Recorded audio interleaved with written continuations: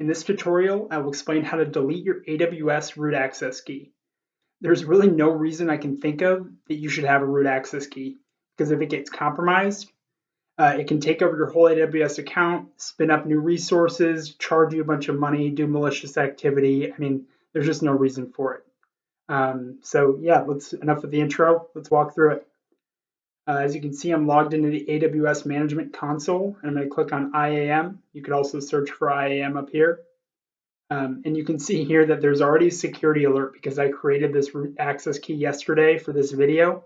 And the alert is saying, obviously, you don't want to have that access key. So I can actually just click here and delete the access key. And you can scroll down and look at the access key. You can see that when it was created, when it was last used. Obviously, I haven't used this.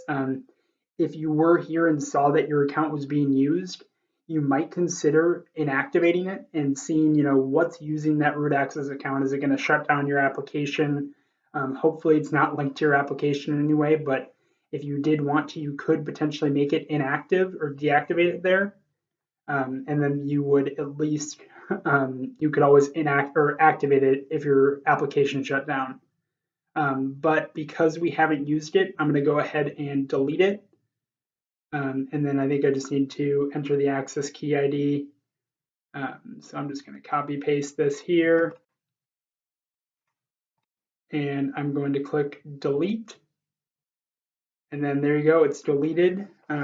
So if you deleted it there, congratulations, you just eliminated a big AWS security risk. That's it for this video. If it solved your problem, please let me know by commenting below or liking this video.